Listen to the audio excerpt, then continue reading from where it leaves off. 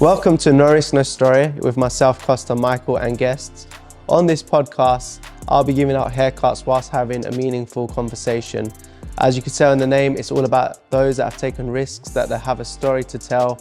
My guests will be from all different backgrounds and careers, people that I've met down the line, people that have inspired me. And I hope that my conversations with them inspires you to step out and do the things that you dream to do in life as well.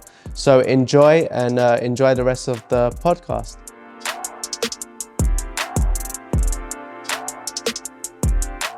First, this is it now. What is the orders for the haircut?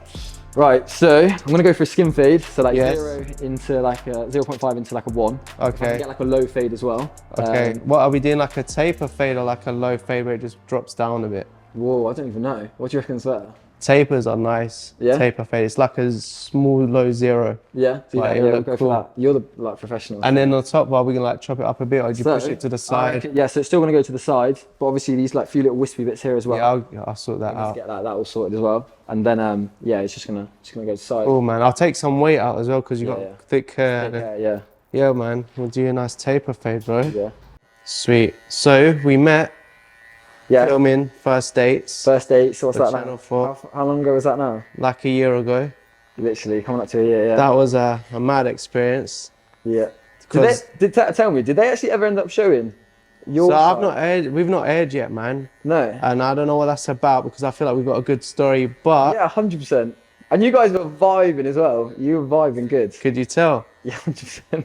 bro? Like, but who knows? I think they're gonna show it on. They said they'll resume it throughout the year. Yeah. They'd only show like what 7 episodes, but your episode was jokes because you like obviously saw Marina walk in and you guys little like, like Yeah. Laura was like she's hot and you're like yeah she's blonde and I bet she ain't got ADHD and little know that she actually has ADHD. Yeah, she definitely does as well. Yeah. No, I remember when we went out after, like, she was definitely buzzing.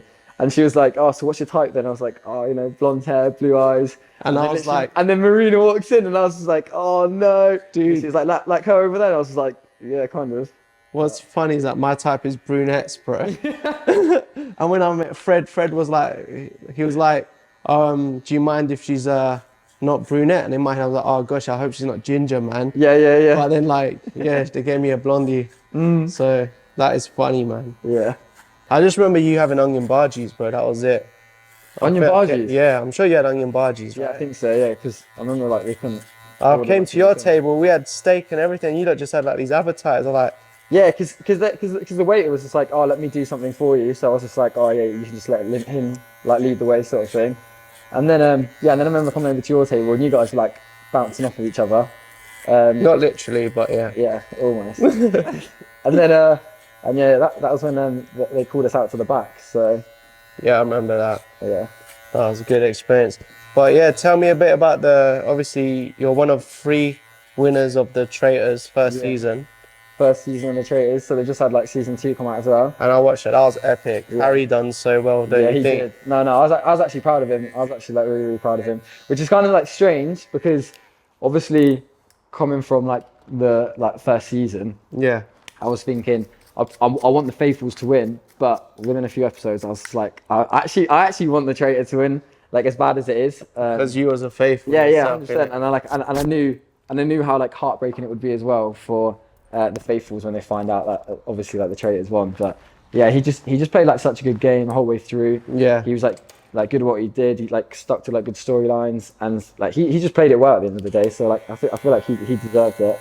And He yeah. did well. What made you apply for this TV show? How Yeah, did that so- come about? So how did it come about? So I used to be like a self-employed estate agent. So I used to have like a different social media account on Instagram for like all my properties and stuff. Okay. So I used to do like the luxury end. So I would always do like video tours for like the houses that were like over £1 million. So they just reached out to me and they're like, oh, we've got this new TV show. Like this is the concept. Would you be interested?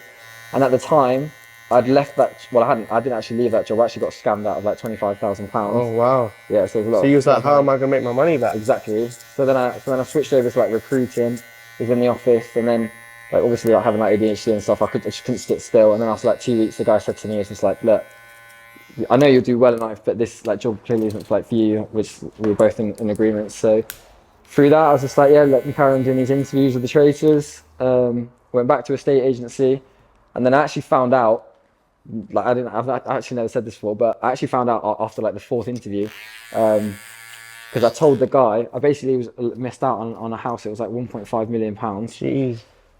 So I was like, look, I don't want to do this show. This is a lot of money. It's a lot of commission. I don't want to like miss out on this. I'm trying to do this to like, get some money from my mum at the end of the day, which is where the whole storyline came from, like the Traitors as well. Okay. So people didn't know that, they realised that I'd been working like way before that to try and help her out. Because I remember your story is that you wanted to buy her a house, right? Mm-hmm. Yeah, true. And so, so then from there, I just I found out that I just said I just called up the producers. Like, look, I can't do the show. I missed out on this property, and he was just like, you can't do it now. Like you're literally on the show. Like don't pull out, sort of thing. So then I had to like hold it. I couldn't tell anyone for like 3 weeks, and then I had the final interview, and then they told me, they're like, oh, you're on the show. But obviously at this point I already knew, so I had to like pretend on the final interview that I was just like, oh no way, and be like excited and stuff. So yeah, that's kind of how I found out and went about doing like all the different interviews and stuff. And then obviously went on the show. Didn't really know what to expect. We weren't really told the concept before I went on the show. We weren't even told how many like Traitors there were going to be. We weren't told the prize money. How many people are there in general at the beginning? Like 12 or more? So there's like 22 people. Oh, 22 people. Yeah, 22 people start out. 3 of them will get chosen to be the Traitors. And you always wanted to be a faithful, right? Did you say that? Beginning. Yeah, from the beginning. Why a faithful and not a traitor? I feel like you have to be like a certain way. You have to have a good poker face, and when it comes to lying, like I'm no good at lying. You can't lie, no. Like I feel like I'm just a very like genuine person. Like I would feel so guilty. My conscience as well. Like I don't think I'd be able to deal with it. So when we found out what the Traitors kind of had to do, I was just like, no, like, let me be a faithful. Let's see how it goes. And then looking back now, I feel like if you want to go on the show, being a traitor is the way forward. You've definitely got a higher chance of getting to the end and winning. But yeah, I just knew I had to like be a faithful, otherwise I wasn't. It's deep, because those that are like good at lying, just like you come out and it's like everyone's just like, I can't even trust you anymore. Like even your missus or like your family. Yeah, exactly. So it's difficult. But I think also from the Traitors' point of view, it's difficult for them because, you know, at the beginning, the first 3 episodes, I felt like from watching it back and knowing what they went through, I feel like it's quite easy. But then you start developing like friendships, isn't it? And even myself at the end. So you get brought into one of these like side rooms. They're called MIVs, and they were like, oh, like would you want to split it? And I was just like, regardless of if anyone was here was a traitor and I had the option to split it with everyone, I would happily just split it with everyone, because at the end of the day, like... Well, they asked you that during filming, like during the whole process. They said to me, they were like, oh, you know, do you think as a traitor, are you happy to split? I was like, I'm more than happy right now to split it 4 ways, £25,000 each. Wow. And I was like, even if there is a traitor right now, obviously I had my like... What stage was this? How many of you was like... This was at the end. This is right at the end. I remember Will was the traitor and he played it so good, man. Yeah, he played it. He did play it well. He did play it super well. But there was like a couple of things that weren't quite shown on the show. Okay. That kind of like led people to think, oh, maybe that he was a traitor. Yeah, that he was a traitor. What was that? Are you allowed to share it? Yeah, so I'll say it because, you know, but you're the boy. So there was a bit where like Kieran and Will went into like a little side room. Yeah. And Kieran got recruited late, innit? Yeah. So Kieran gets recruited later towards the end, and then then they went into the side room and they were having a conversation, and I was stood outside and I was just like listening, and they were like, look, we just need to stick to the plan. Like we'll get Aaron out. And then I kind of was just like just sussing out, and then obviously when Kieran gets kicked out, he obviously, you know, said his what was it, 2 words, like the passing gift. Yeah. And then after that, I was just like, right, kind of putting 2 together. I was just like Will's got to be, like he has to be. But the way that they kind of show it and stuff, it kind of leads you to believe that it possibly might, like we don't know it's him or not. But yeah, I kind of had a good sort of like... I remember the way Kieran left, it was like he just gave up, right? It's like in that last round table bit, he's just like, I'm going, and he just like, he didn't even fight. Yeah. So do you want to know like another thing as well? Yeah. So we were obviously in the car on the final challenge where I had to like jump out of the helicopter and you go around on like that speedboat, and I was just telling them how like I wanted to have this money for my mum, And unfortunately, like his mum passed away a few years earlier, and I was just saying how like close I am to her, and that's what he told me was his like sort of like pinnacle point where he was just like, no, I've got like he was just going to leave and let Will win, and he's just like, no, I'm going to make sure that people know. And then from that point onwards, yeah. So, wow, man. Yeah, so Kieran. So it really ate up at Kieran's him, innit? Yeah, Kieran was a G, and then I rate just came that. through. But yeah, obviously like touched him sort of thing. And then like we bonded like over that as well, and he didn't obviously want Will to walk away with it. So yeah. Because he always knew, I think when he got recruited, he just didn't trust Will. No way. Because he knew what Will No did way. to the other traitors, right? And then Yeah. he was like, yeah, he's going to play a game with me. And he's like, Yeah, I want to there's fight. no way. And then obviously once he knew he was a traitor as well, he kind of figured it out that he obviously got rid of Alyssa. He then got rid of Amanda as well. So it's like, well, if you get rid Alyssa, I felt sorry for Alyssa, man. yeah, that's Alyssa, man. She was on it. She was sussing Will out all the time, right? Am I thinking right? It was her, innit? Through every round, but no one was really listening. What was your take on that? Yeah, I mean, like, She even put it on you though, isn't it? yeah, she put it on And me she had it on you for massively. the whole time as well. Yeah, so she was right with Will, but she was so wrong with you. And I was like, no, Aaron's not a traitor. Yeah, Leave so him alone. That was it was Maddie as well. Maddie, Oh, sorry, Maddie. Maddie's I'm Maddie. thinking of, yeah. Yeah, Maddie. Alyssa was the traitor. Okay. He eventually like Will took out. Yeah, but Maddie, man, she was. I actually genuinely think if it wasn't for Maddie going for me from the beginning and putting so much heat on me, Yeah. I probably would have gone way earlier. That's crazy. But just because Maddie was just on it from the start, like accusing me, obviously the traitors then couldn't get rid of me because it would have made it too like suspicious. So yeah, I feel like I owe it a lot to Maddie as well. Like she's probably a big reason why I stayed in for so long. Yeah, because I think you was in like the final three maybe once or twice, you know. Like, yeah, mate. and I was like, oh my days, this guy who's Yeah. won it literally could have gone home any moment, Yeah, you know. Yeah, like there's two or three different occasions, and yeah, it's mate, absolutely great. Like that first time in episode 3 when I had like the panic attack.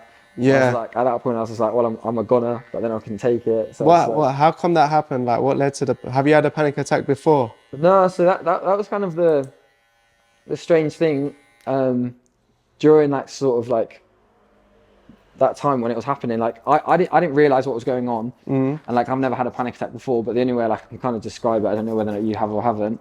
I was like breathing, and like my lungs were full, and I couldn't breathe anymore. And I was just like, I just felt like I had to get out of there. And that was at the round table, wasn't it? Yeah, that was at the round table. And then you can kind of see in like a split second when I go outside, and they like started calming me down because obviously they show you I was outside for like 10 seconds, but I was out there for like 5 minutes going through like breathing and stuff. And then like towards the end, I was just like, I just asked us like what's going on, and I started like laughing because I was like, I don't know what's going on right now. And then walked back in, and then it wasn't until like afterwards I realised when I talked to the psych that it was actually I just had a panic attack. Jeez. Yeah, What's the recovery like? How long was it before you went back in the room? So yeah, best part of like 5 10 minutes. Okay. Yeah, easily. So Wow, man, that was hard, man. Yeah. To overcome that. Yeah. So and I was lucky enough to like have the runners there. They like obviously knew exactly how to like deal with it, just going through like sort of like breathing techniques, and then after that.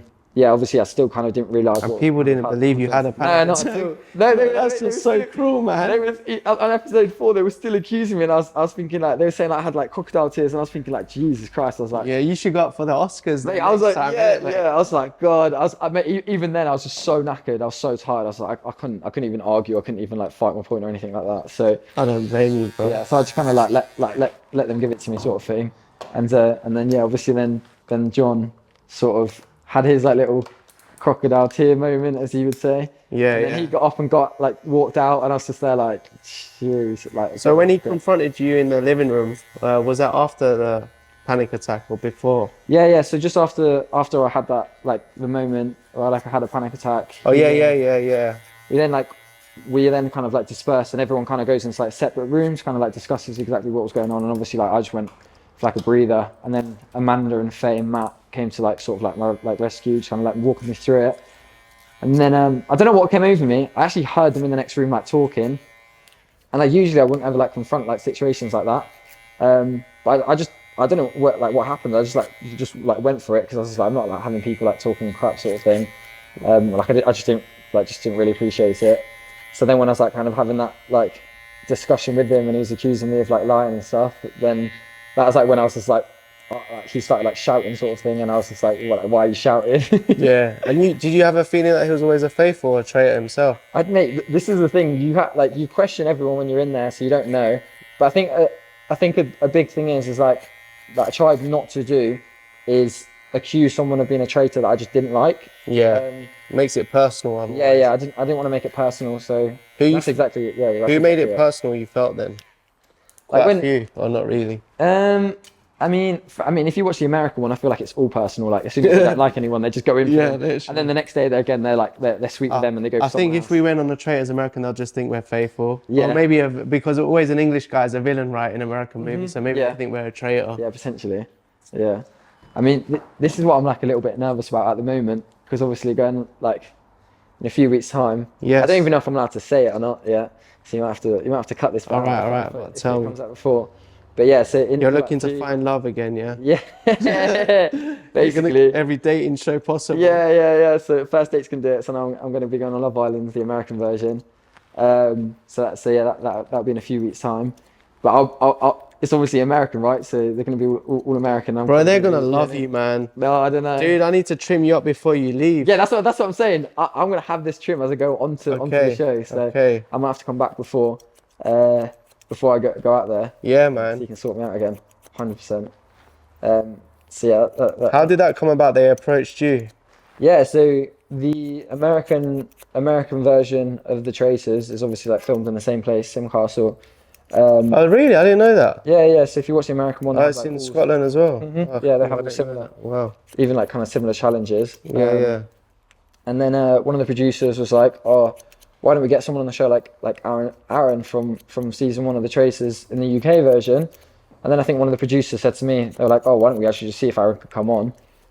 So they reached out to me, and at the time I kind of was like, didn't really think it was going to happen, so I kind of just like went along with it, and I kind of had the same approach as the interviews with the Traitors, and I was just like, let me just kind of go along with it, like enjoy the process, not think too much of it, and I did just that, and yeah, just found out the other day that I'm going on. That's sick, bro. That's exciting. It's scary though.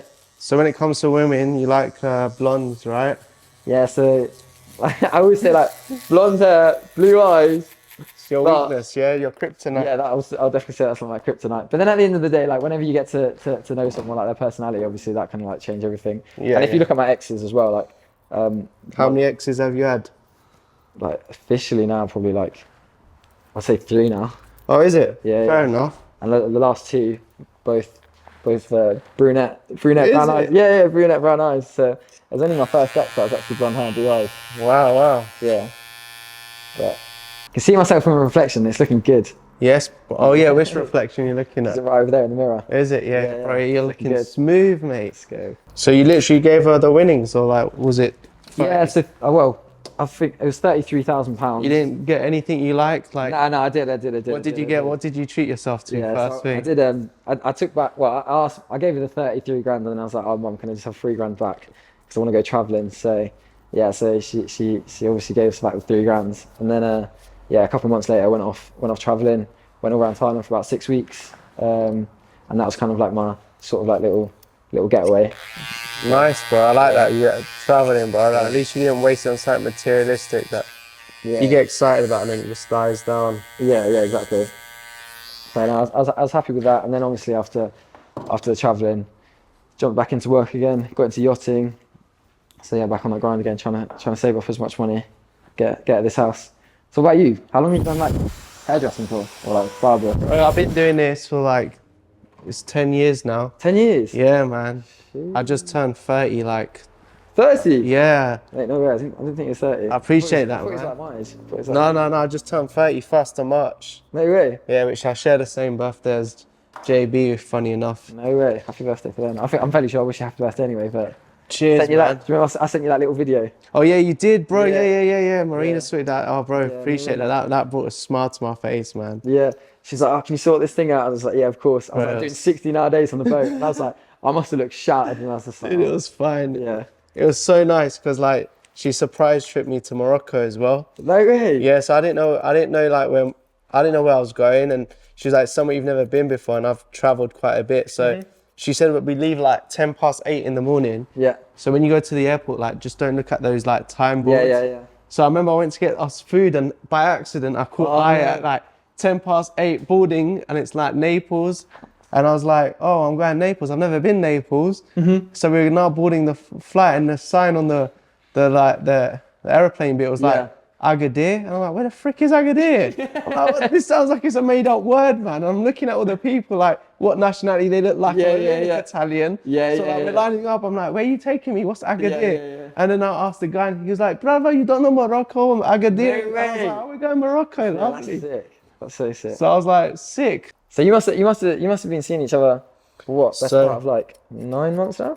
Without putting a label on it, we're just seeing each other and stuff. And only till like last week we were like, we don't know if it's working. Like last week Saturday, so it's just. But we're still good. We're still maybe 2 weeks ago actually, but we're still good. Yeah, you guys seem like well suited. I remember that on the show. You guys they matched us crazy. Like they found me on my Instagram, so I don't know what was going on in life. But I was like, I'll just do it because I like taking risks and YOLO, part of the name. Of course. Yeah, 100%.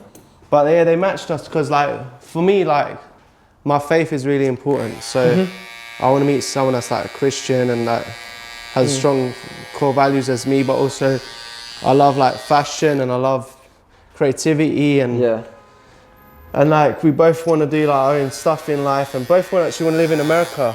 And I didn't tell Channel 4 producers that because I was scared if I told them I just want to go to America, I might not get picked. And so on the date, she was like, where do you see yourself in like 3 years? I said, well, to be honest, Marino, I see myself living in America. And she was like, no way. I'm just moving my business to LA. I'm in the process with lawyers now getting a visa. Let's go. And I was like, what in the world? Are you serious? And then she's like, yeah. And I'm like, but you're British. I was expecting to marry an American.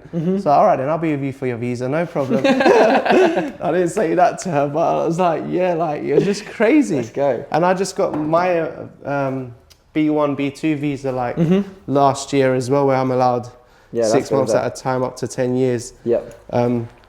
But yeah, I feel like, what's the chances of like meeting? Yeah, bro, and the producers actually don't know that vital part about both of us. So, and whenever I share that story, people think it's like love, fate, like it's a sign like you're meant to be with each other. So there's crazy stuff, but she's inspired me to even do like my clothing brand. Because she has a jewelry brand, and it's like since her, bro, I've made my stuff. I'm getting stuff made. Both want to be doing what we're doing with like podcasts and stuff. So yeah, you guys were really well suited. Like I remember, like you think so, yeah? 100%, yeah. Nice. Like afterwards, obviously, like when we went for like drinks and stuff after at the restaurant, like I don't know. I feel like you guys like hit it off like really well, and I actually like really liked her as well. Like 4 years after, like oh, this is actually crazy good. And then I remember like heading back home the next day, and you were like, oh, I'm gonna stay here for a few more days, and I was like, no way, dude, we stayed. Yeah, that's sick. It's mad because we went Bath the next day, and we went to the actual bath. I've never been. And it was a nice spa day, having coffee, and then like the day after, I'm going back to London. She was like, yeah, I'm meeting up with a friend, so I actually took her to my church that Sunday morning. No way. Yeah, and I introduced her to all my friends at my church. And I'm like, yeah, I just met this girl on a TV show like 2 days ago. And I'm like, who does this stuff, man? Like, I'm like, wisdom should have said like, just wait it out. Like, I'm literally that guy, but I don't give a crap. I just do things. Yeah, you just got 100%. So I'm actually gonna go back to what you said earlier. Yeah. About like faith and stuff. Yeah. Because there was a guy on my last boat. He like was religious, but only recently in like the last, I don't know, like year or so. And he's kind of like explaining to me like what religion is to him and stuff like that. And then I kind of was thinking about it quite a lot. And in my head, the way that I kind of like explain it to myself in like layman terms, it's basically people like living by like a set of rules which makes them like the kind of the best sort of people that they are, and like having like good morals and values basically.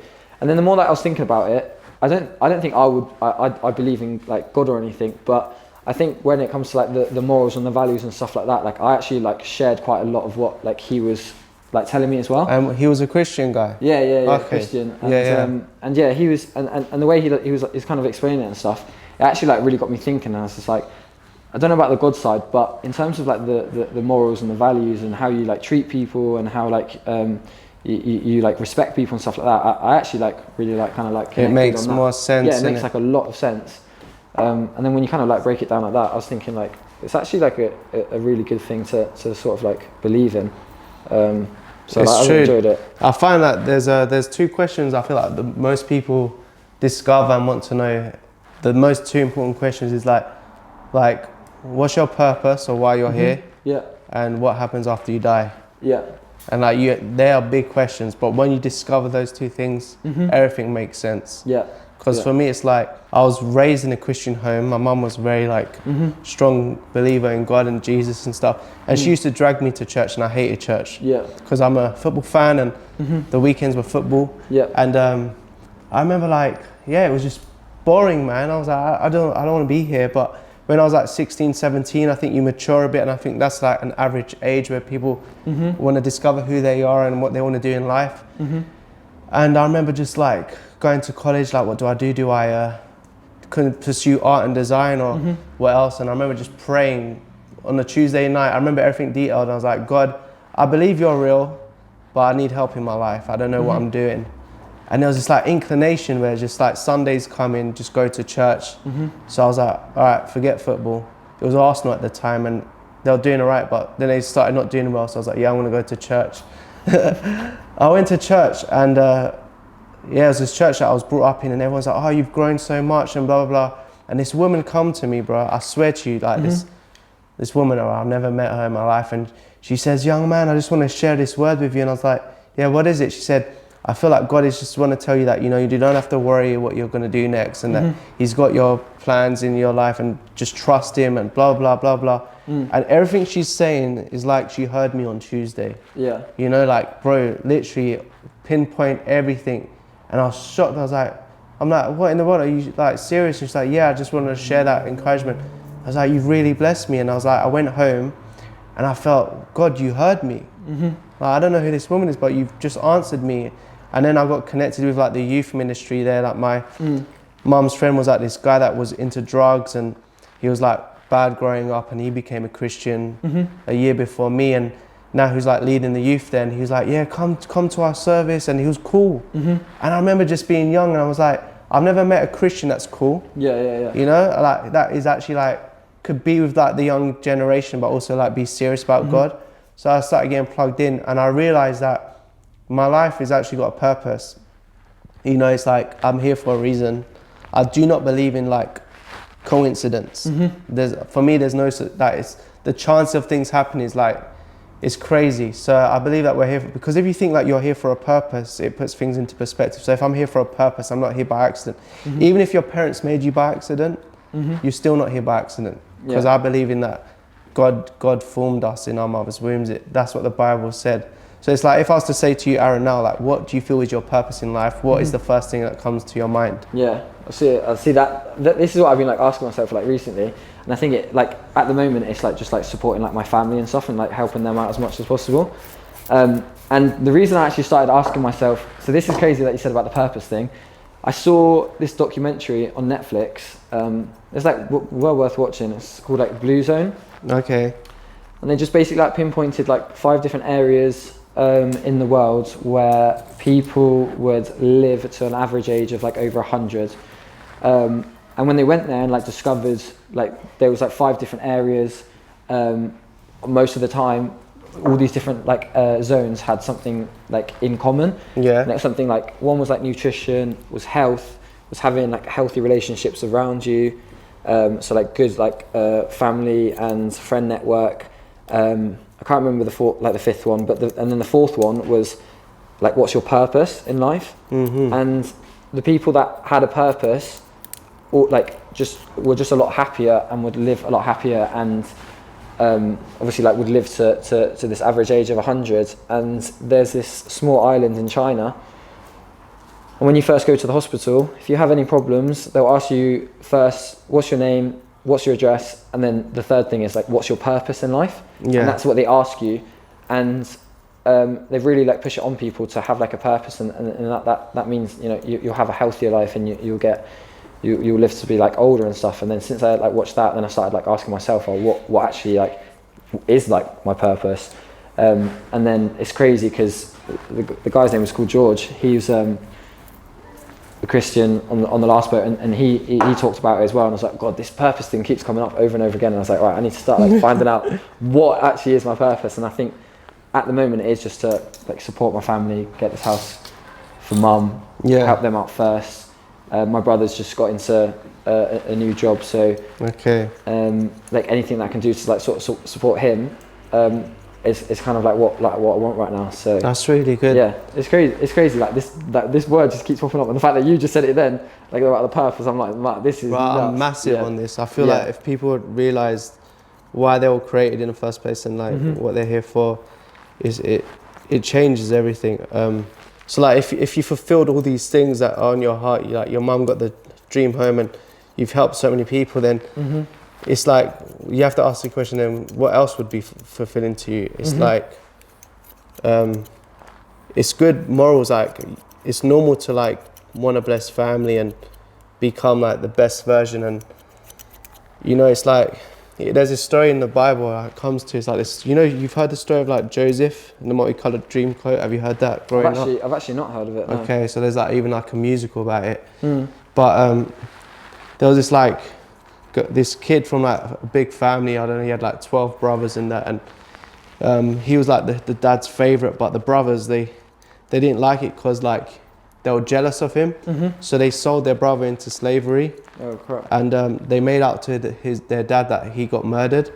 But lo and behold, that they made out he died, but they sold him to like Egyptians, and he ended up going to Egypt, and he ended up becoming like a server in like the king's house. Lo and behold, he became an heir to the throne of Egypt. And there was a famine that was happening in the land years later. And Joseph, you know, the people would come, and Joseph recognized these, I think there were 2 of his brothers came for help saying we need food. And they didn't recognize Joseph now because he was in all of like, the Egyptian gear and that. And they're like, we need help. And recognizing them because he hasn't seen them for maybe like 30 years. I may be wrong, but this is a story. He tells all the servants in the building, go out, get out of here, everyone get out. And the people are scared now, they think they're gonna like get killed or something. And then he takes off his like gear. Imagine you see your brothers, bro, after selling you into slavery, making out you died because they're all jealous of you. And now you're like an heir of like an Egyptian throne, and you've got all the power, and you've had this favor, and God was with him. And he literally looks at them, and they recognize him straight when they ask for forgiveness. And he gives them everything they need, everything they need, the family, the wealth, like the food they need, even when the famine. And you know, he forgives his brothers there and then, and there's this reconciliation. And it's like God took him through this journey of like, life sometimes is like not always like A to B, and he still provided for his family, even though if it didn't look like it was a great thing. Like, and it's like, that's what reminds me, like we all have this thing where we're going to help our family, you know, because it's good morals. And like even for that, that was Joseph's purpose, is to go through all of that. And no matter what you go through life, like one day you'll get to that point where you could give them everything, but then it's like, what's next then? What is next? And that's where I feel like it comes down to the identity part now. Because you could do all the good things, but then like, okay, why am I Aaron? Like, I could give so much to the world, but like, why am I even here? And what am I even meant to do on a bigger scale? And I'll tell you plainly that first and foremost, we discover that by knowing who God is.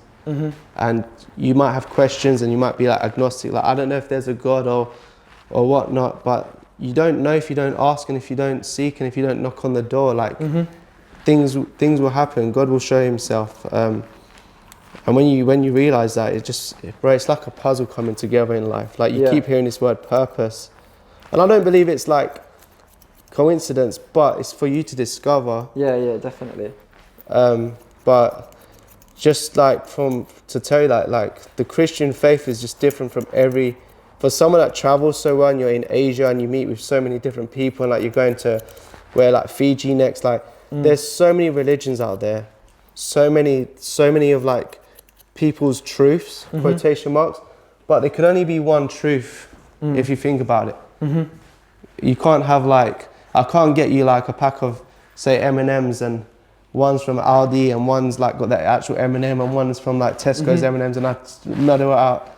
Like, they look like them, but you know what's an actual real M&M, right?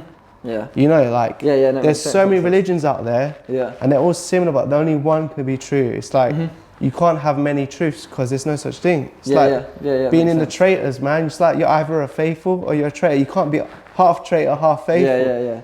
You know, it's like, and that's for everyone to discover. I feel in this journey of life. Life's not promised. We're not promised tomorrow, and it's today that counts. But like, your relationship with God is the most important thing. So I've got a question for you then. Yeah. So what's your purpose? Good question, mate. I like it. I feel like my purpose is partly to use the gifts God's given me. Example, like what I'm doing now. I really feel like I'm in my purpose with what I'm doing now, like cutting hair and capturing content, and I've got purpose just to like share my faith. I feel like I live my life so that at the end of the day, for me, God gets the glory in whatever I do. And funny enough that this has come round to that, but it's literally to bring God glory in whatever it is. If that's in my clothing brand, if that's in cutting hair, in whatever I find that I'm doing, I do it for God, and then He gets the glory. I want to have a good life. I want to be able to be financially like well and all these dreams, but you know, like without going deep, like my mum passed away 2 years ago to cancer, and I've never ever seen like this is like vivid, but it's like I saw her alive, I saw her gone, and it's like I go to her bedroom and I see her jewelry boxes, and I see all her jewelry, and I see her books still there, and I see her dressing gowns, and I see everything, and I'm like, you live this life, but what do you take with you? You take nothing. It's crazy. It's like, that's hard, man. It's like everything that she was, her identity wrapped up in these things. You take nothing, even your house, and it's like, where do you go after you go? And I realized in that moment how important eternity was, because I'm like, she just transferred from this reality to, I believe, is another reality which is called heaven, and I believe she's with God and Jesus right now, and she's healed and she's well, and it's like she leaves behind me and 3 other siblings and my dad, but we're strong because of our faith, and it's like I could fall back on my faith. You know, I don't fall back on just the loss. It's like, without God, I don't know where I'd be. I don't know if I'll be here, because there was a moment after that where I was even suicidal, and I was like, I can't do life without my mum. And I'm sure you could relate because you're so close to your mum. I was, you know, gonna get emotional then. And I'm sorry to make it like deep like that, but definitely. It's like God wants the best for us, and I have questions. Obviously, I'm real as well. It's like, why cancer? And God, like, I believe that you heal, and like, there's all these other questions people say about God, like, why is there sicknesses? Why is there famines? Why is there earthquakes? But I heard someone say to me, and I'm mumbling on, but it's like, if there's soap in the world and there's like all this stuff, then why is there like homeless people that look dirty? You know, like, this stuff actually exists, but without applying it to your life, you're not going to actually know it's real. And like, I don't know, that example might be bad, but it's like, you can't just say, oh, because there's sicknesses and earthquakes, God is not real. It's like, we're in this world together, and it's a messed up world.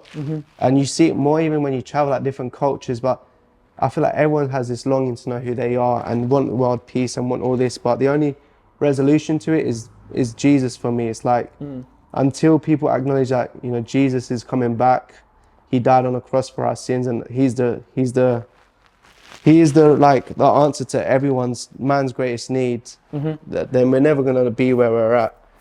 And we look at the world today, and it's actually just insanely crazy. Man, I'm sorry to hear that about your mum as well. Like the mum thing, I process grief every day.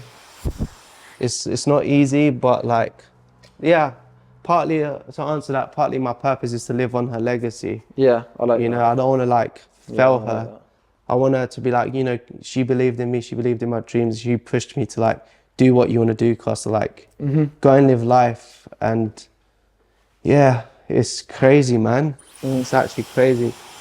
So here's a question, part of the podcast. It's called No Risk, No Story. I want to know your greatest risk you've taken. Great risk, And what's your story from it? Success and failures. Greatest risk and greatest story. So Yeah. I'm gonna say the greatest risk I probably took was in my third year of uni doing that self-employed estate agency. So I was still doing my agency thing, my uni thing at the time, and I'd never sold houses, never knew anything about the industry, and I was just like, I want to earn my own money. I want to do, I want to be in control of how much money I earn. Because my big thing, which really frustrated me, was when I used to work in my uncle's pub, is like you would, I'd work 110, 120%. You'd be like at it all shift, and then there'd be someone else that'd be like walking around and they'd be working at that, say 60, 70%. And at the end of that shift, you'd both be given like the same tips. You both get 20 quid, and that you should drive them at the wall. Like why? Like if I'm working so much harder than this person, should they be getting the same? Yeah. So it kind of came from that. So it's like, well, I want to be in charge of like my own money. I want to be in charge of like how hard I work in this. So I just decided to take the leap, and I worked for that guy for like the best part of 8 to 9 months. And I mean, the story behind it was like I got in the second quarter, I was like the top five in the company out of 80 people, and the only other 4 people that were above were all like senior partners. So they'd been around for a lot longer than I had, and I sold best part of like £3.3 million worth of like houses in like 1-3 months, which is like, even if you were to walk into like a high street estate agency, their goal isn't even like that. Like out of 5 people, their goal isn't even to do like 1.5 or 2 million, and then I managed to do like that sort of figure. So that was kind of like one of my like biggest things, and like biggest drivers back then was to kind of get this money and do all of this. And then unfortunately, in about the period of about 10 days, I was meant to get paid. I was meant to earn like best part of like £25,000 worth of like commission, and then the guy, it was like a deal with this company, and he took 50%, I took 50%. He was going to get his 25 grand share anyway. And then kind of what I heard through the web sort of thing is that he was obviously in like a bit of financial hardship, so he just cut me out of the business, just screwed me over. And then once all this happened and that came out, I learned that it happened to a lot of other people. But then in my head, I was like, I went through like a period where I was like, I just laid in bed for like 3 days straight, like blinds closed, like I just didn't know what to do. I was just like, just literally physically, I was like, I've worked so hard, I've done like 70, 80 hour weeks. I've like really tried to make this work, then just to be like treated like that, cut out. And that £25,000, like again, I wanted to take a bit, and I wanted to go off by myself, and then I wanted to give this other chunk to my mum, which is why I obviously asked her for a bit of money back. Fair enough. But I'm going to turn this around, right? Yeah. This is what was crazy, is that the £25,000 was actually meant to be £33,000. But once a house realised, one of the properties that I was selling, realised what had happened to me, they pulled out of the deal. They didn't want to give him any of the money, so they pulled out the deal. So they literally had their house sold. It's meant to be exchanging and completing, which essentially just means you just hand the keys over to the next person a few weeks later. And they just, which is a big thing for like them, they just said, like, I don't want them him to get the money. So they just completely pulled out, which is crazy because the house was worth like £975,000. Wow. And they were going to move on. And so the fact that they did that was like, for me, it was like quite touching anyway. But that £33,000, obviously then I went onto the Traitors. Yeah. And in my head, I was just like, I'm going to earn back that 25 grand that I like missed out on. That's incredible. 6 months earlier. And then obviously Will being the Tracer, him out of the mix, then took it up to 33,000. And I was like, how mad is it that I lost out on that 25 grand. I was meant to get paid £33,000. And then I went on this show 6 months later thinking I was about to win 25 grand, and then it actually turned out to be 33. So then that was like, dude, that's insane. That was driving me up the wall, because I was like, that, like you said, coincidence. That Can't be coincidence. Yeah, that can't be, man. I was like, full circle. Literally. I was like, this is mad.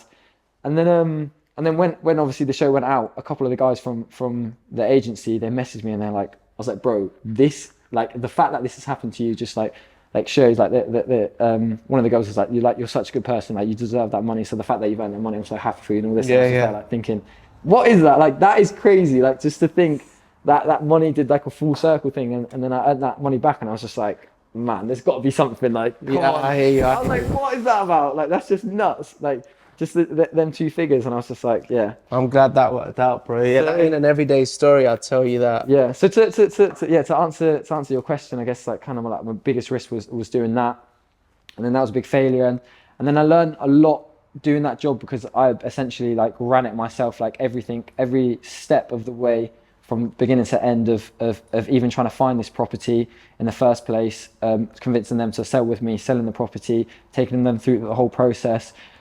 Like just learning that like showed me that I could actually do whatever like I wanted to, and as long as I put my mind to it, like everyone told me at the beginning, don't do it, it's too risky, you're going to lose out on this, that, the next thing, because I had to invest a lot of money in it at the beginning as well. It just kind of taught me, I was just like, you can actually do whatever you want as long as you put your mind to it.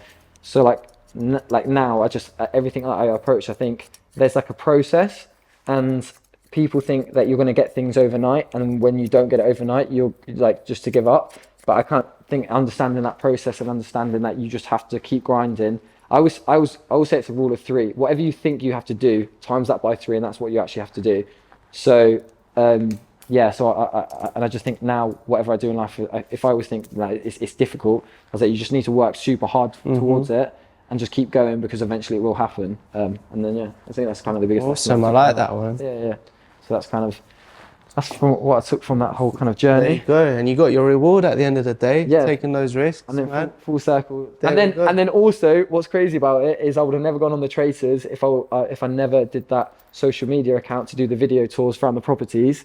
So that linked onto the Traitors and finding me in the first place. So I would have never done that show if it was never have been. True, and then you would have not got approached on first dates, and then you would have never met me too. Exactly. I would have been in this chair right now. That's getting this fresh haircut. Yeah, exactly. So. Oh, yeah, bro, I'm happy to hear that, man. Yeah. Alright, let's show you this trim, bro. Yeah, how we looking? Yeah. I want you to... I'm excited. You know what? I've not had a good trim in so long. Like, right, so, it's looking long. smooth. Yeah, come on. So this is the taper fade. I don't know if you can see in the mirror. Yes, let's go. And can you see behind you like there? Yeah, hold on. Wait, I'm trying to. Bro, that looks sick. I'm buzzing. Bro. Yeah. Right. I'm ready for another first date. That's what I'm for. I'm gonna spin you so you can see. Look. Let's go. Yeah, it looks sick, bro. Thank you so much. Bro. And how is it living with, like, how is it with ADHD as well, bro? What is that like? You have to, like... It's, do you know what's, because what I kind of do like now is that it's so kind of in the spotlight, but I found out I originally had it back when I was like, well, I actually found out that when I was 8 or 9 years old, when I was like in Spain, they actually took me for tests. Oh, is it? Yeah, because they thought I had something. And they said to my parents, they're like, he does have something, but unless you want to carry it on, we're not going to be like, we can't find out exactly what it is, just because it was going to cost too much money. So what was you just like, what, hyperactive at school? Yeah, super hyperactive. Like something that sticks out in my memory quite a lot is at the end of like your school year, you always get a picture with all of the class, right? I don't know if they do that in the UK, but in Spain that's what you did. And in the picture, everyone's looking forward, and I was literally looking like the complete wrong way. And in the kind of like one of the like last lessons when they go through your grades and stuff, the teacher kind of pointed out, they're like, he can't concentrate on anything. Even in this picture, he's not even concentrating on like on taking the picture. Like all he has to do is look forward, and I was just like looking everywhere else. Fair enough. And I still have that picture now. And then and then I kind of like mum always said like she kind of knew I had something. She wasn't 100% sure back then. Like ADHD wasn't ever talked about, especially in Spain as well. No one had it, and people used to say like, oh, you're so hyperactive, but in a bad way. Whereas I think now it's more taken as in a good way. And then it wasn't until the first year of uni when I went and actually got diagnosed, and then I found out that I had ADHD, and they threw a bit of a mild dyslexia in there as well. Is it? Yeah. They tested the dyslexia as well, and I was like, oh, just so you know, you got dyslexia, and I was like, oh, sweet. I was like, there you go. You probably explained school. You're like, that explains everything. So then as soon as I found that out, I was just like, I'd already lived with it at that point, and I'd already like figured out for myself kind of like how I had to approach school differently to other people. So I'd kind of like already realised and discovered that all for myself. But it's quite a nice feeling just realising like, oh, actually the reason why you're like this is because of this. Yeah. And at the time they wanted to put me on like medication and stuff, but my mum like looked into it, and I did actually start a bit of medication for a while, but it kind of, I don't really know how to explain it, but it kind of like makes you quite numb. Like you don't really like... What, with emotions or just... Yeah, like you're just like, like numb inside. So I quickly came off of it. and stop taking it, because I just think any sort of medication, I completely agree with you. You have to take medication for some things, but for me personally, in my life, I didn't like the way I felt on it, so I just came off of it. Fair enough. And you cope with it without that. Yeah, exactly. I coped It makes you for who you are 26 anyway. years now, so I thought, do you know what, I can do a few more years well. It's yeah, and as I've got older as well, I feel like that's kind of like made me who I am, and it's probably got me to where I am today. So I'm pretty. As long as it doesn't happy. get you in trouble, it's all good, bro. Exactly, bro. Keep getting you on Love Island and these TV shows. Exactly. Yeah. Sweet. How we looking? Good. Lovely, bro. Yeah. Yes, that was sick, bro. Thank Nice you so much. one. Thank you. Loved it. Legendary ski. Appreciate that. Dude, no, I enjoyed that, bro. That was Yeah. sick, bro. That's good. Yeah. How rate is that?